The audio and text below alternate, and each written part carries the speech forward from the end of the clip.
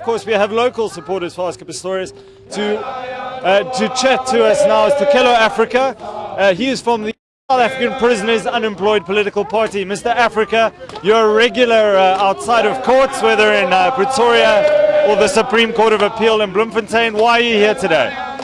We are here because we support the motion of Oscar being freed. As we are still saying that, we maintain that Oscar must be freed because he has done so wonderful for this country. This guy is our golden boy. We are still maintaining that whatever that he has done, he must be, please be forgiven. That's what we are preaching.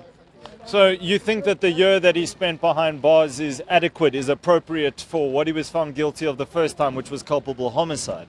Definitely, we agree with the culpable homicide, the very first conviction that he got, and we were a little bit, surprised in terms of the SCA's decision by making it, into murder, turning it into murder. It was something that we did not like it, but now we respect the law in South Africa. We don't want any kangaroo court's decisions and all that, particularly the High Court of South Africa. Whatever that is going to happen, we are still supporting Oscar Pistorius. We love him, and we want to make sure that he feels very much comfortable like before. Like before. Your political party, yes. I assume, as your name suggests, you yes. are former prisoners. Can yes. you speak about the conditions in prison? Are they suitable for somebody with the disability such as Oscar? It's not, especially when you're talking about the disability of Oscar Pistorius, of which that the SCA did not consider by trying to make the resentencing. That I think it's a little bit harsh and it's unfair for Oscar Pistorius because he is definitely disabled. He doesn't have legs, and I was also wondering that whatever that is going to happen to Oscar, we will always be behind him as South African Prisoners Unemployed Political Party. Viva Oscar Pistorius, viva! Viva! Thank you very much, man. He is facing up to 15 years behind bars now for his murder conviction. Yes. What do you think about that? It's going to be hard for him. He's not used to, and Oscar, for the fact that Oscar is not a criminal, he said that he shot there because he thought the intruder was in there. But now, according to Dollar's Eventualist Act, is the one that is putting him behind bars now. But there is nothing that we can do, but we keep on supporting him, that's it. Mr. Africa, thank you so much. Thank you very much.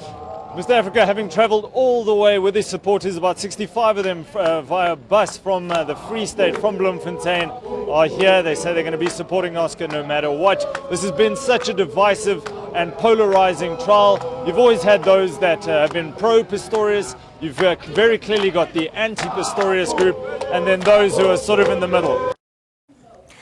And to further unpack this story, we have Ms. Mamani, who's a legal assistant from the ANC Womens League, as well as Ms. Howes, who's a clinical psychologist, live in studio here in Morning Prime. Thank you so much for joining us here.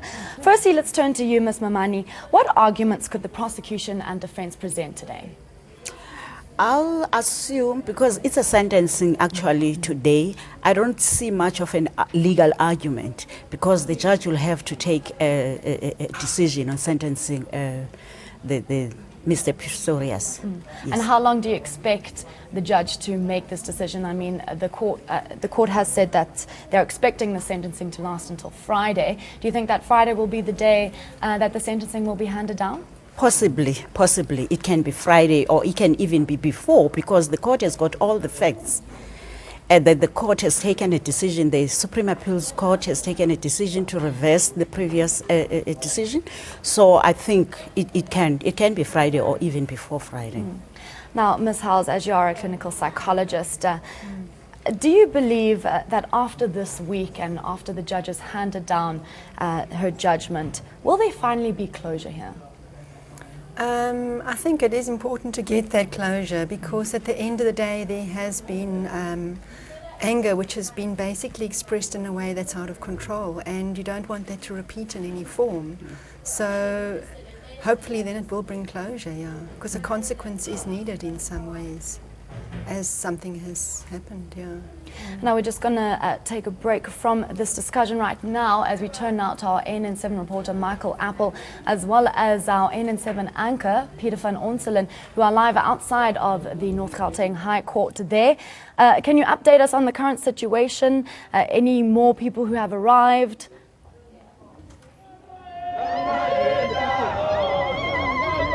Thanks very much, Lauren. I guess everyone now just awaiting the arrival of Oscar Pistorius himself. It's about a 20-minute drive from his home and down to the High Court here. A little bit earlier on, we saw Kerry Nell arriving with all his documentation. It looks as though he's ready to go. Michael Apple's obviously been tracking the trial since day one. It's all about, Michael, aggravating and mitigating circumstances now. What kind of things are Kerry Nell likely to focus on now for aggravating of circumstances? Well, in the state pushing for the harshest sanction available here, we know it's a minimum of 15. He's going to be pushing for that. It's all the factors that are to be placed before the judge regarding the ammunition that was used. We know that there was evidence given during the trial that it was black talon ammunition, and this is a devastating type of ammunition. It is primarily used for self-defense. It is so that a bullet, it's got a very flat, sort of looks like a rosebud almost, with petals that break off in a human being, so the bullet doesn't penetrate through the body. It's used in home defense especially, but it's a very brutal type of ammunition, so that'll be picked up on. And of course the brutal nature of the crime. There was extensive evidence given by the pathologist regarding the wounds that Riva Steenkamp suffered and the injuries she suffered, which eventually killed her. And of course we're also going to hear about, we know Pistorius is not a first-time offender, but of course all the factors that led up to the shooting of Riva Steenkamp, just how exactly that plays a role in this, and why the state is convinced that Pistorius went out to murder whoever was behind that door when he fired those 4 shots into an enclosed space. So he is a trained marksman. He testified to his competency in court. We know that he's a competent marksman. There was a decent grouping of bullets, as the ballistics experts would say, and when he fired those shots, it was with the intent to kill. That is what Kerry Nell will be putting to judge. And let's turn back live into studio, as we do have Ms. House, who's a clinical psychologist, as well as Ms. Mamani, who's a legal assistant from the ANC Womens League. Ms. House, let's turn back to you. 40 days of psychological drama during the trial, and then the changing of sentencing from culpable homicide to murder. What mental state do you think that the athlete is currently facing? Well, I think anybody in his situation would be under an extreme pressure and facing a lot of trauma. So it would be quite normal for him to be going through a lot of torment at the moment, with guilt and regret and remorse and all that, as we know. But yeah, it is not an easy situation. And now let's turn now to Ms. Mamani, who is from the ANC Womens League. The ANC Womens League has really been behind the Steenkamp family in this situation. You know, they paid for June Steenkamp to attend all the court proceedings. What are you hoping for to come out by the end of this week? What we are hoping for is a sentence, a maximum sentence. Because the issue of the gender-based violence in this country, it's not taken serious, particularly by the perpetrators. And I think it should be a lesson even for those who are continuing with domestic violence. So that's what we expect as the ANC Women's League, briefly. And now, Ms. House, we are obviously talking about the family. We're expecting, well, it was reported, in fact, by the Sunday Telegraph, that Riva's father, Barry, will actually be taking to the stand and giving his testimony. Can you comment on, obviously the mental state that the family is currently in, and what we are expecting to see in terms of body language, in terms of emotion, as Barry takes the stand? I don't know if it will be today or if this report is in fact correct, but if it is. Obviously they will have a lot of built-up anger and frustration, and obviously it will never bring back the loss of their daughter. But yeah, I spent a lot of heated, pent-up emotions that would be coming through. Because unfortunately, they are at the consequence of somebody whose anger has been out of control and not expressed appropriately. So justice for them will be their primary focus. And let's pause the discussion live in studio now and turn now to Peter van Onselen and Michael Apple, our ANN7 reporter, as well as ANN7 anchor, who's in fact outside of the court. Obviously, it's very noisy there from supporters outside of the court. But can you update us? Has Oscar Pistorius in fact reached the court as of yet? No, he hasn't, Lauren. We still await his arrival. As I mentioned a little bit earlier, we have seen Gerrie Nel arrive. We're yet to see Oscar Pistorius' team in Barry Roo arriving here this morning. But everyone is arriving. It all seems set. It's all familiar scenes outside the North Gauteng High Court here. The media are here. It's obviously a high police presence as well. All the media OB vans are lined up along the street. And I guess one person who knows it well is obviously Michael, who's been working on the case. Michael, we spoke a little bit earlier about the media role in this whole trial. It has come under a lot of scrutiny, whether it was the right decision to broadcast the trial.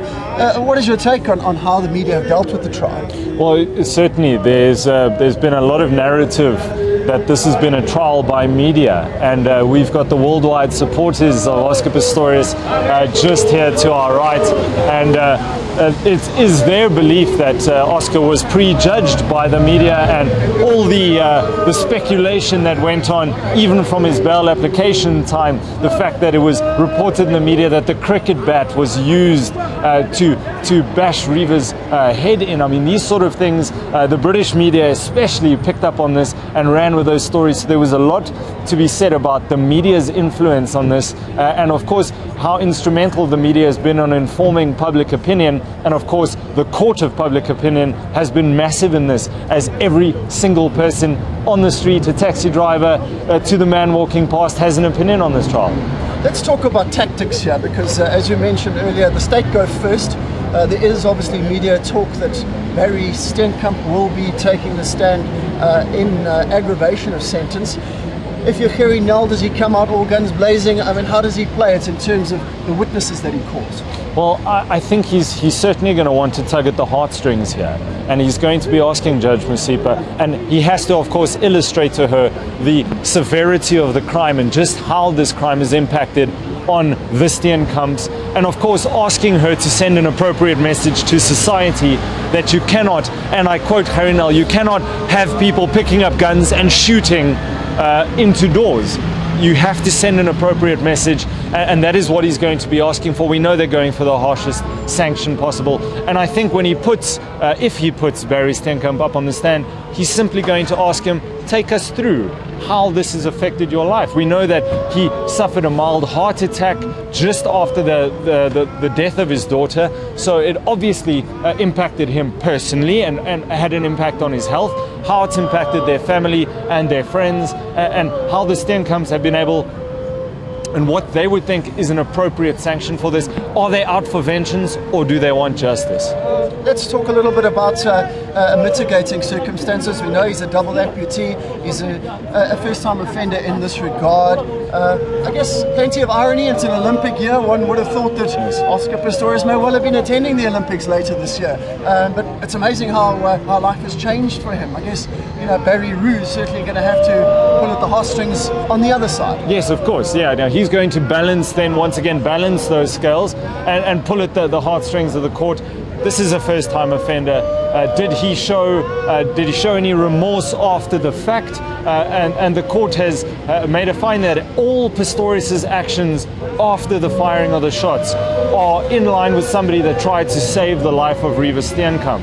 So he's going to place that before the court. He's going to place the conditions in our correctional facilities before the court again, and obviously his psychological state of mind at the time and at the moment is going to be placed before the court. Back to you. That is Michael Apple and Peter van Onselen standing outside of the court there. Let's turn now back to my live studio guest, Ms. House, who's a clinical psychologist, as well as Ms. Mamani, who's a legal assistant from the ANC Womens League.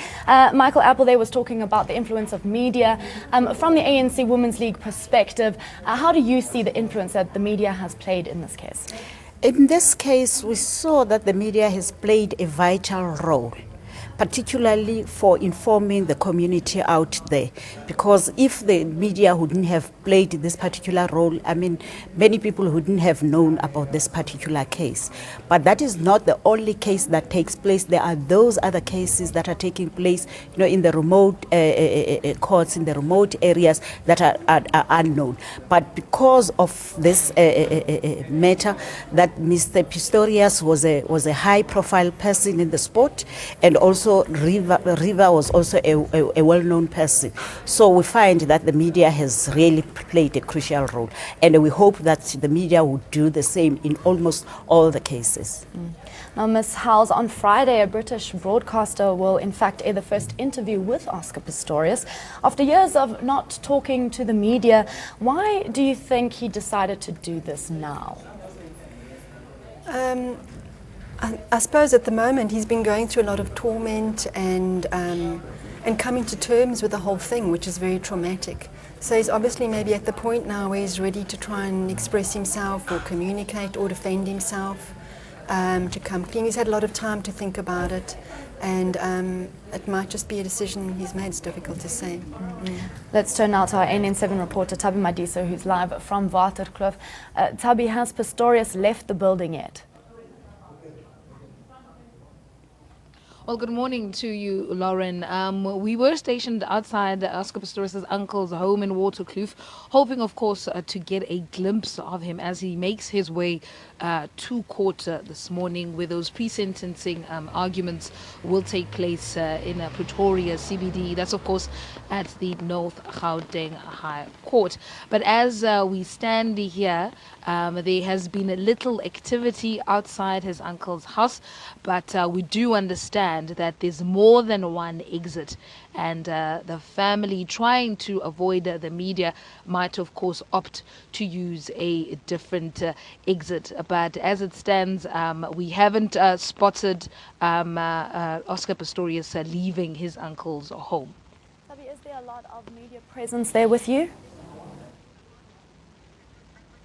Tabi, is there a lot of Not media? at all. It seems as though this morning the cold could have chased the media away, but it seems as if most of the attention is being focused outside the courtroom itself. But where we stand, it's fairly quiet, and as I've mentioned, there's been very little activity outside his uncle's home. This is where he has been staying since his arrest, of course, for the murder of his girlfriend Riva Steenkamp, and this is where he was staying under house arrest, and rather behind those high walls behind us, and in the leafy suburb of Waterkloof in Pretoria. That is, of course, his uncle's home. That is Tabi Madisa, live from Waterkloof, outside of Oscar Pistorius' home, uncle's home rather, waiting for him to exit so that he can make his way to court. Right now, though, let's turn to our ANC reporter Michael Apple, as well as ANC anchor Peter van Onselen, who's outside of the court. Michael Apple, talking about Oscar Pistorius, when is he expected to take the stand, and what are we expecting from him? Can you tell us a little bit more about the term contriteness?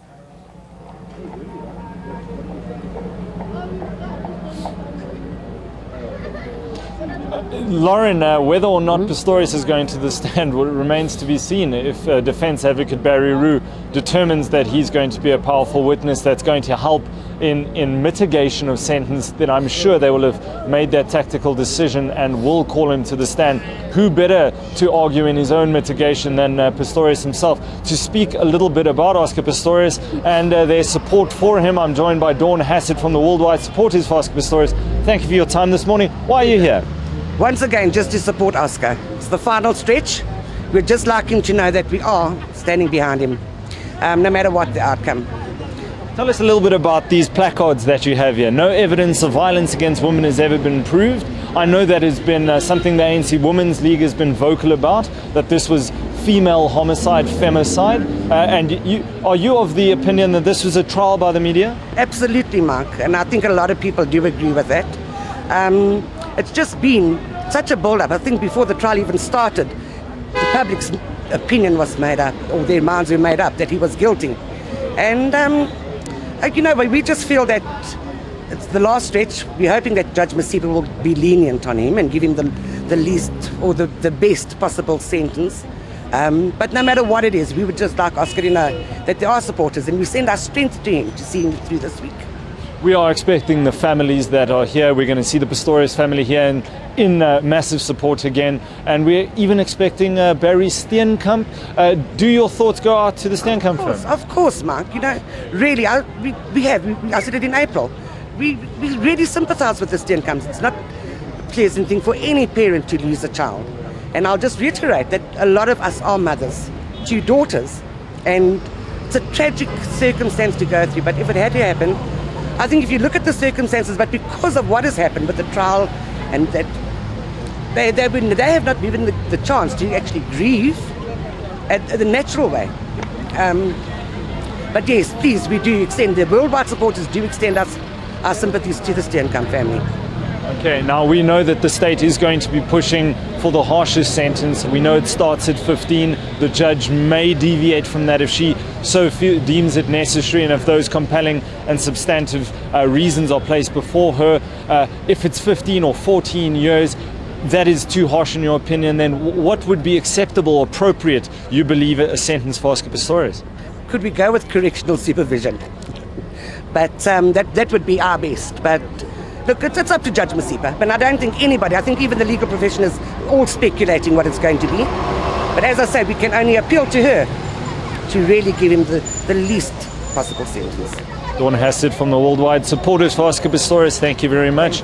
Asking there for leniency from Judge Thokozile Masipa as she considers the aggravating and mitigating circumstances. They're going to be placed before her over at least Monday, Tuesday, Wednesday. It's unclear whether we're going to sit on the public holiday on Thursday, and it remains to be seen whether we perhaps even get a handing down of sentence on Friday, perhaps. Back to you. Now, Michael Apple, as you have been through this case since day one, what has the consensus been regarding people's confidence in South Africa's justice system?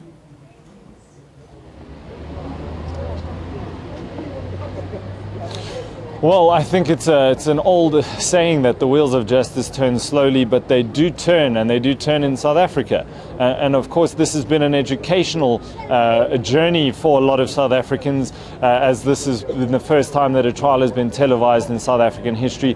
And of course, the impact that social media has had on this, on educating the nation. And I just remember speaking to the spokesperson for the Office of the Chief Justice at the time, Mtunzi, and he was saying that that this trial has unfortunately been used. I mean, it's a very tragic event, but it's been unfortunate that this tragedy had to lead to a nation being educated about their rights and about the entire process, the trial process, and your rights as an accused in a trial, your right to a fair defense, your right to not be prejudiced against or to suffer any bias, and just to see how our courts work and how the legal system works in South Africa. And I think this is another opportunity for South Africa to learn. And has Oscar exhausted every legal option available to him? Certainly not. He has exhausted all legal options in terms of his conviction. We know that he appealed to the Constitutional Court to overturn his murder conviction that was overturned by the Supreme Court of Appeal. He was unsuccessful in that application for leave to appeal his murder conviction to the Constitutional Court. He has exhausted his appeals on conviction, but of course now sentencing, if the defense feels that the sentence handed down by Judge Masipa is too harsh, then Advocate Barry Roo can go to the Supreme Court of Appeal to appeal that judgment, ask for a more lenient sentence. And of course the converse is true. If the state is not happy and says the sentence is too lenient, then they can approach the Supreme Court of Appeal asking for a harsh